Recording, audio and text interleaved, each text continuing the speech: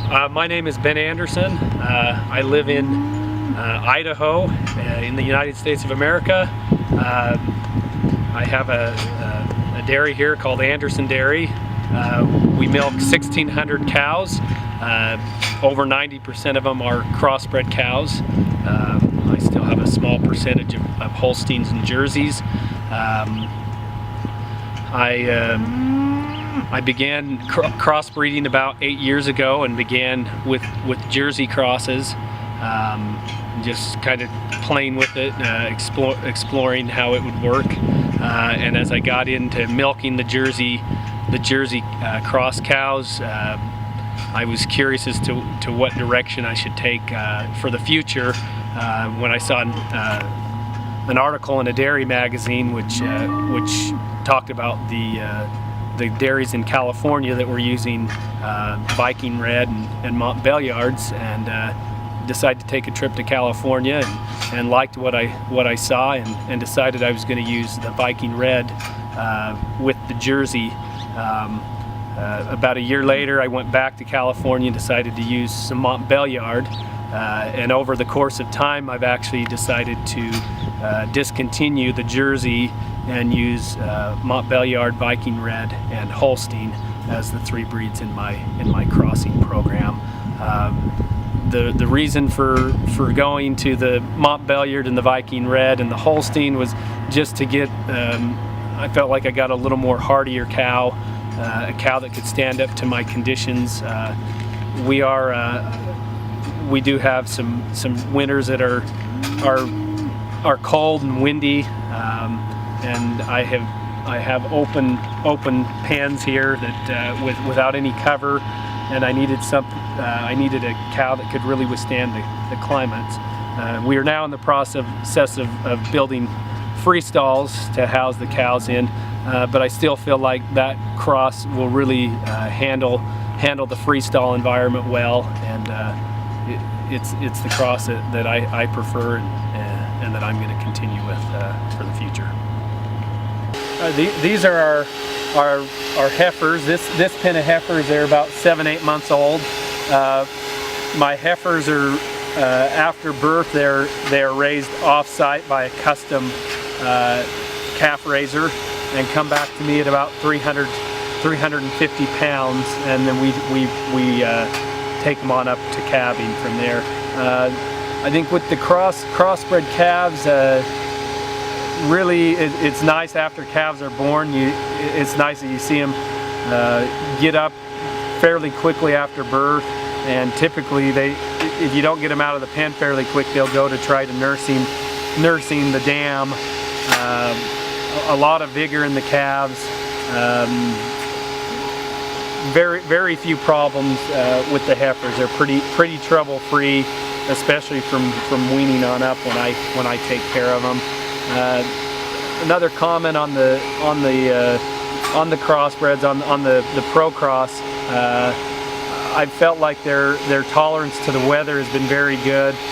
They handle my severe winters very well, and also I feel like they're more tolerant to the heat. I'm not in a real hot climate, but in the summertime we do get some 90-degree days, 90+ degree days, and just noticing the crosses compared to the Holsteins, they seem to be fairly comfortable and don't seem to be feeling the heat stress like many of my Holstein cows do.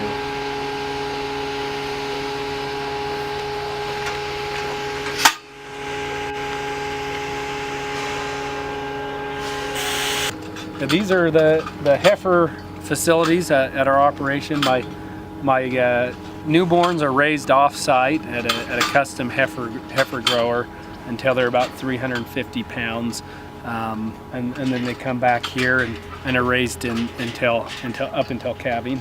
Well, I guess for the duration of their life after that. But as far as the crossbred calves after birth, you really notice the vigor from the calves. They're up on their feet quickly after birth, and if you don't get them moved within a hour after birth, they're usually up trying to suck their mother, and they're really nice to raise. I have very very little problems with the heifers when I get them back at 350 pounds. It's very rare for us to treat any heifers at all. Basically, we just got to keep feeding in front of them, and they do really, really well, and they carry really nice condition.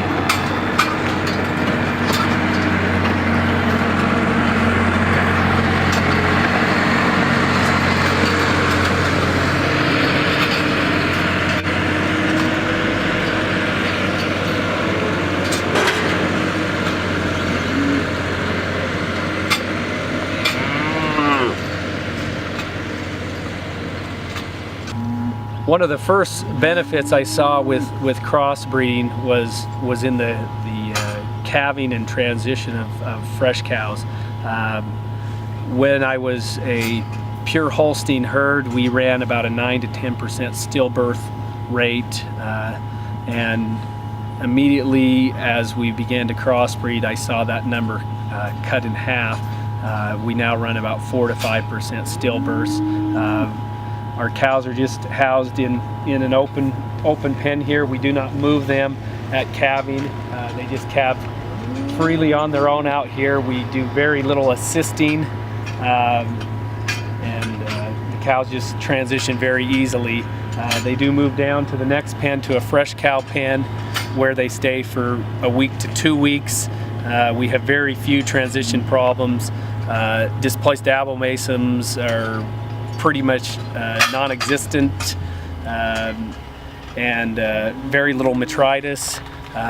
We have only less than 2% of the cows leave in the first 60 days after calving, which is a very good number, and I've been very happy with the transitioning of the cows. It's probably been one of the things I've found to be the greatest benefit, is just the calving ability of the crossbred, and their ability to just transition seamlessly into lactation and just get going, and then get on to making milk and reproducing again.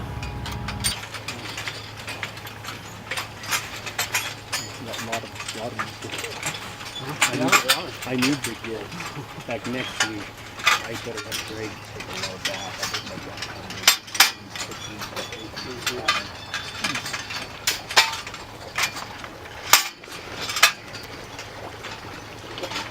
that. These are the transition pens. This is the fresh cow pen. We've seen the close-up pen. I initially thought this was going to be about a 900 to 1,000 cow dairy, and sized my pens according to that. I found that I could milk 1,400 cows through my barn if I really push hard, and decided to just milk more cows. If I were a Holstein herd, I would not be able to get away with this small pens, because the cows would struggle to transition. But with the crossbreds, I find I don't need to have as much time in the fresh cow pen. I seem to get away with a little bit of overcrowding, and it does not have too much effect on my ability to transition cows. Another real benefit we've found, specifically with the ProCross, is with high beef prices, the value of our cull cows has gone up on them. We have very few thin or frail cows to sell, so we typically get more of the top end beef price when we cull cows. We also have found a nice premium on our bull calves, especially those that are sired by Montbéliard, anywhere from $25 to $50 US dollar premiums on those Montbéliard sired ProCrosses.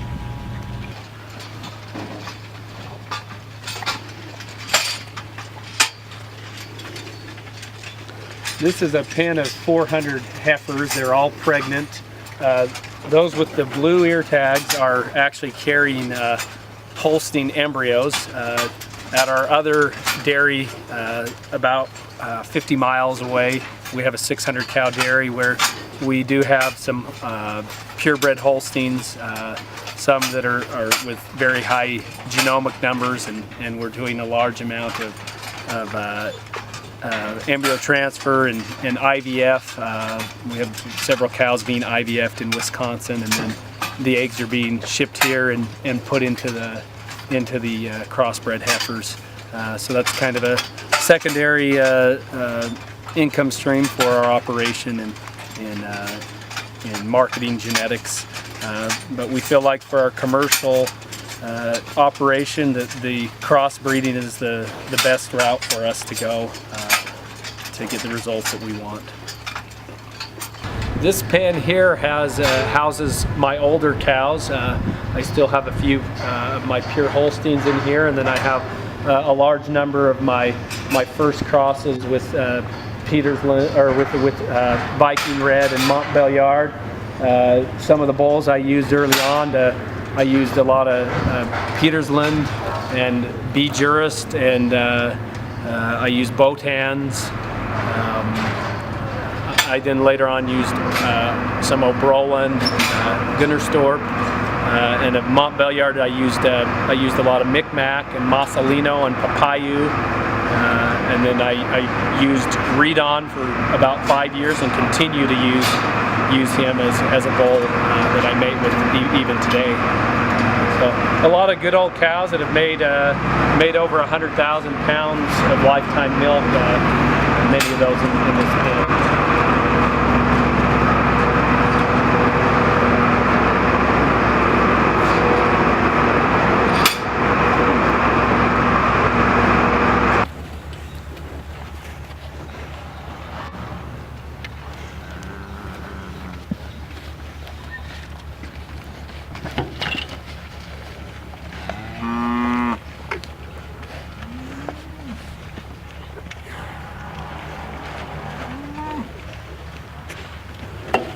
This is cow 5546. This is my first Viking Red Holstein cow that I had calving the herd.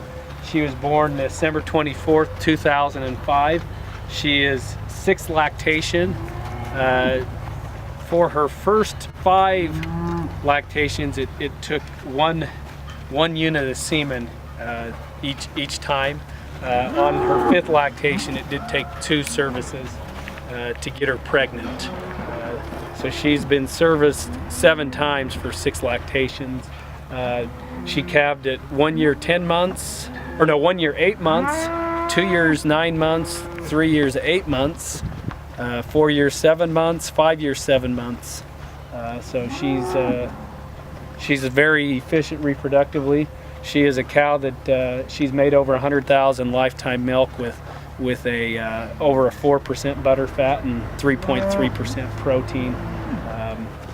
You know, she's not going to win any awards at the show, but she holds together really well, and she just comes out and minds her business and does her job, and really just a tremendous cow that I think represents the Viking Reds very well. And she's sired by? She is sired by Petersland. Yeah. I think I have more than 100 milking Peterslands in the herd. A dairyman from the state of Utah come and visit me yesterday, who milks 300 Holstein cows and is interested in beginning crossbreeding and using Viking Red and Montbéliard. One of the comments he made to me was he was surprised that the cows have really quite nice udders, and I think that's sometimes a misconception that with the crossbreds that the cows are going to have really poor udders. They're going to look like a beef cow, and you know, they really have good functional commercial udders. This pen here that we're going to look at, they're primarily 2nd and 3rd lactation. There are a few 1st lactation cows mixed in here. All of these are crossbred cows. This is a pen of 160 1st lactation heifers. Again, all stages of lactation. They've got about 5 hours of milk in them. Another thing that you'll see with the crossbreds are really good feet and legs, track out really good. We have very little incidence of lameness. Cows, they get up and they eat and get to where they need to get.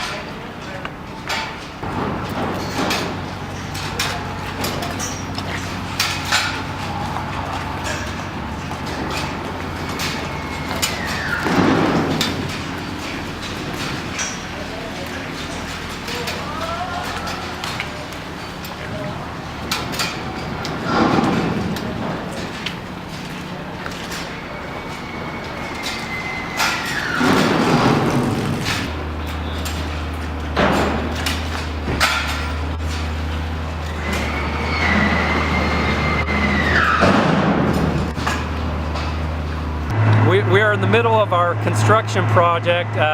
We are not expanding the herd, but we are converting our open corrals to freestyle barns. And so we're in the process right now of pouring a 600-foot back alley for the freestyle barn.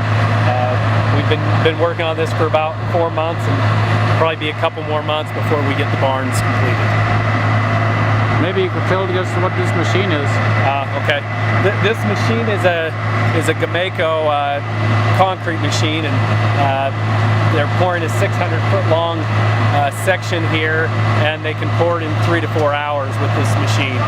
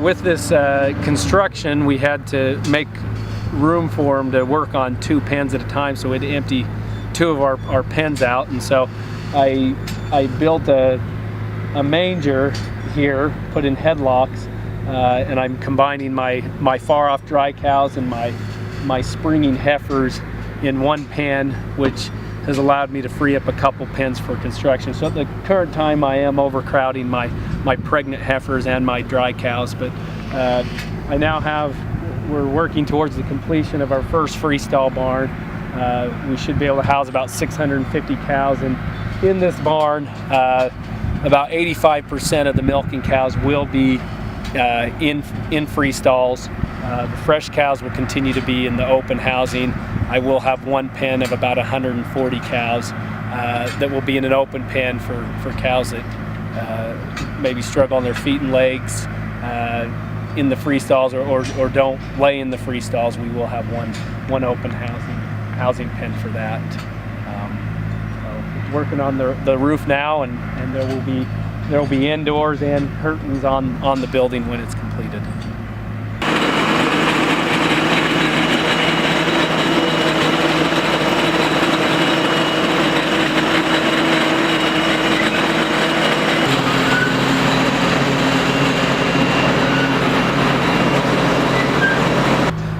We chose to use sand bedding for the freestalls. It is the #1 bedding for cow comfort.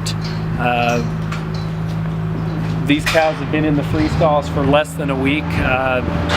They're really enjoying it. They've never been in freestalls before, but the cows are choosing to come lay in the freestalls. They still have the ability to go outside as they're being trained here.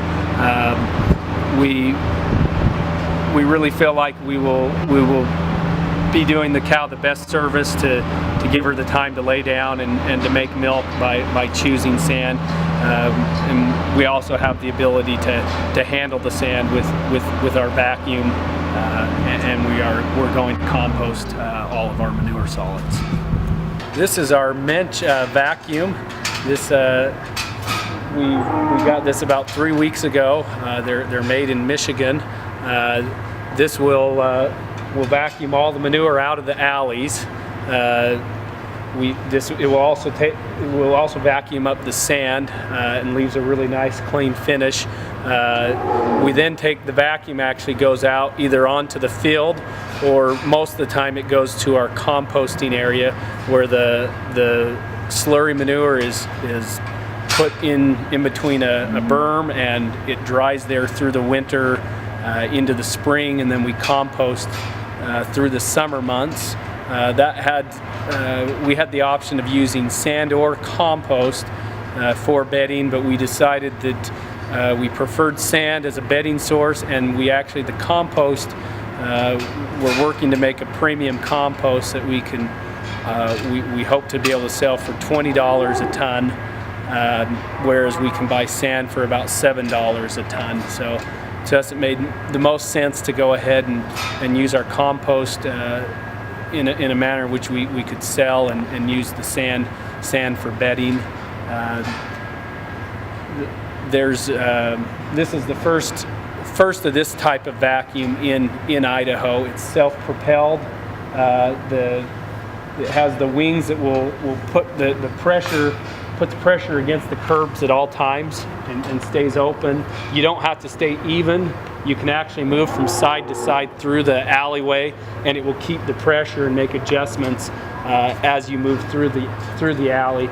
It also is able to close completely down for where you're transporting. Also allows you at the end of the alley, you can close your wings in, back up, and you clean up all of the manure. You don't have any manure left over at the end. So we like this method for handling our manure. It allows us to use substantially less water than a flush system.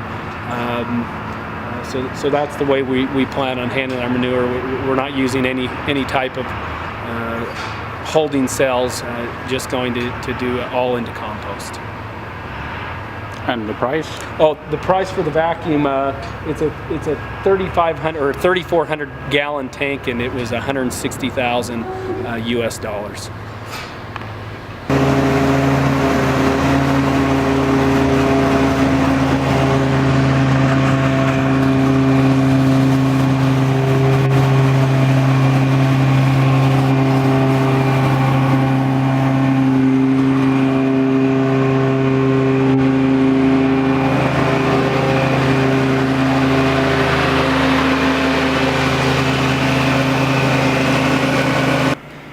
Just to summarize, from what we've been through today, the five of the biggest advantages of crossbreeding on my farm, not in any particular order, but I would talk about the transitioning of cows from calving through the fresh period.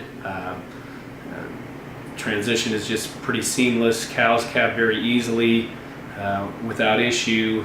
Very low rates of metritis. Displaced abomasons are almost non-existent now, and we have less than 2% of the cows leading in the first 60 days after calving. Number two, reproductive efficiency. We're running a 37% pregnancy rate with 52% conception rate in our herd. Those numbers are close to double what we were when we were a pure Holstein herd. Three, milk solids. We're running about a 4% butter fat and a 3/4 protein in our herd, and it equates to about $1.50 to $2 extra on our milk check. So that's a big advantage. And then also, I think the quality of the feet and legs on the crossbreds, very good locomotion with the cows. They're able to travel the distances easily to and from the parlor, and very low incidence of lameness. And then fifth, I would just talk about the quality of life. There's just a lot less headaches and stresses associated with the crossbreds. When the cows are healthy and they're reproducing well, without needing a lot of injections to get them to come into heat and to get pregnant, it just makes life a little easier and less stressful, which is really important to me.